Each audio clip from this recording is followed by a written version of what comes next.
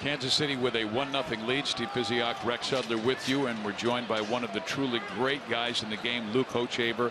Unfortunately on the disabled list, and they have the thoracic outlet syndrome. You're going to get another review from a doctor on Monday, but Luke, you handled it so well in 2014 after the Tommy John surgery cost you that season. How do you look at this injury this year? You know, it's really tough to you know, it's something that's not easy to deal with, you know, as you're going through this and sitting back and you know, watching your teammates take the field. You know, it's a really tough situation. It's a tough spot to be in, but you know, then again, you just got to try to be the best teammate you can be, and support the guys, and continue to go out and, you know, be there for them as much as you can, since, you know, you really can't do much on the field. Coach, that's impressive that you're thinking about others and your teammates beside yourself. So the pity party doesn't last long if you're going to be a team guy, right? Right. Yeah. Yeah. You get over your pout session as quick as you can, and get back to doing whatever you can to help the team. And you know, your teammates, they know what's going on. You know, I used to go back home to my family, and I would vent to my family and cry and whatever, but when I got to the ballpark, I didn't want anybody seeing me moping. Yeah, it's you know, it's kind of a sensitive thing. You know, you don't want to bring that a bad vibe into the clubhouse just because you're hurt or you're going through an injury or whatever it is. When you get to the clubhouse, you want to be upbeat and you know, bring a good vibe, bring a good energy to the ballpark, and so you know, that can be tough at times, but you know, just like you said, Hud, you know, you vent at home and you leave that stuff at home, and you try to bring the best that you can to the park. What's the next step? We're going to head to St. Louis, meet with Dr. Thompson on Monday, and get an evaluation from him, and then go from there. Well, Hoch, I wanted to ask you about 2014 because you handled that season with such grace at the beginning of the year.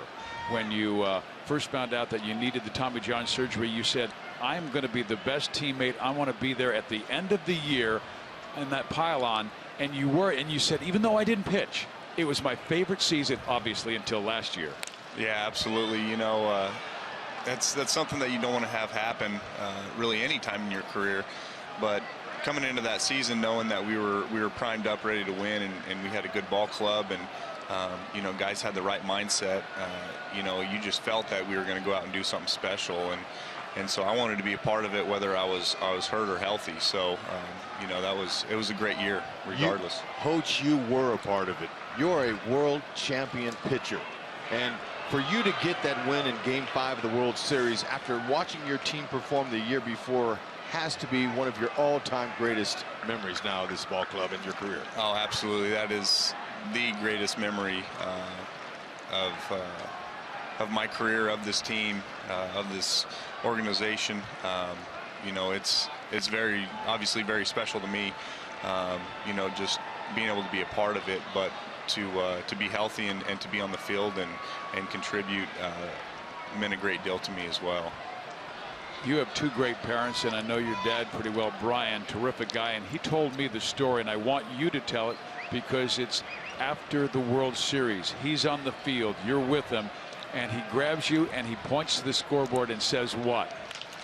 Yeah, he grabbed me, and we both kind of looked up, and you know, he pointed it out. He's like, look, you know, it's, and it had, like, you know, the winning pitcher up there and the game stats and stuff, and he was like, look, just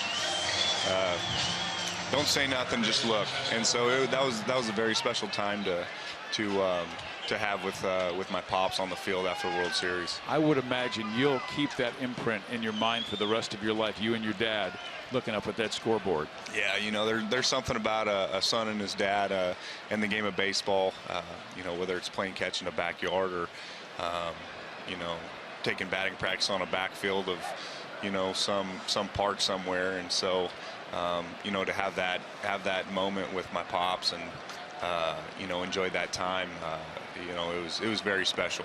Coach, with you and now Wade going back home for a little MRI, how the guys going to do out there in that bullpen? Oh, they're going to be fine. I mean, you got a bullpen full of stud arms, and so I mean they're going to be just fine. And how can you help? I mean, even from the sideline, how can you help? Well, I mean, it's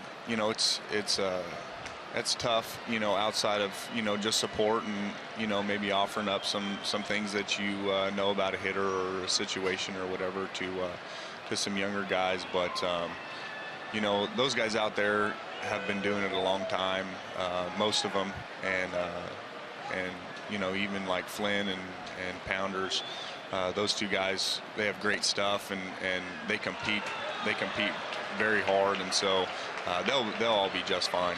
Well, here's an example. Danny Duffy told me that going to the bullpen and not only working in the pen but talking to Luke Hochevar and Wade Davis helped him immeasurably. How did you help Danny this year? I mean, Danny's got great stuff. I don't know how much we really helped him. He's a great competitor. He has unbelievable stuff, and he has an idea of what he's doing out there. When we sit out in the bullpen, we just talk baseball, talk pitch selection, situations, hitters, and approaches, and so that's just kind of stuff that we do as we sit out there to kind of sharpen each other. Coach, he was a starter, bullpen, back to starter. Do you envision yourself staying in the pen, or would you like to start again someday? Yeah, I mean, I love doing them both. It really at this point it comes down to whatever the team needs me to do. There's a lot of things that I liked about starting. I liked the preparation. I liked sitting down, getting a game plan, and going over hitters. And then out of the bullpen, I like the adrenaline. I like coming out of the gates and just letting her eat for an inning or so. So I mean, there's things that I like and enjoy about both roles. But like I said, it just comes down to the team need. Yeah, Ned Yost said he liked you in that fireman role, and I don't know how many times you came in with a runner on base this year, particularly early before your arm started barking at you a little bit, where you seem to be very comfortable in those roles. I like those situations. I like having the game pivot on me, or coming in a tight spot, and that's when competing's fun for me, is when the game's on the line or the go-ahead run is on base. That's what I enjoy. Those tight, sticky spots are fun to me. Well, right now it's Lorenzo Cain up with 2 out. Coach, time for Locaine to pop one out of here for us. No doubt about it. But they got to see him up. These lefties have been burying that ball in the dirt. Hoach, it gets frustrating. Sure, a little bit quickly. There are 2 outs, but when the offense isn't going good, pitchers don't sit around and bag the offense. And when the pitching's not going good, hitters don't bag the pitchers. Talk about that, how important that is to stay on the same page. Yeah, that's very important. You never want that to happen. That'll split a clubhouse faster than anything. And that's one thing that this team does very well is pick each other up. If there's one side scuffling, the other side usually picks up. And vice versa. And so that's a quality that this club possesses for sure. Coach, your quality. Thanks so much for being with us today. Thank you, guys. You're a class act, and as we go to commercial break, we're going to show you some of the great Luke Hochevar moments from the World Series. He was the winning pitcher in Game 5, the clincher.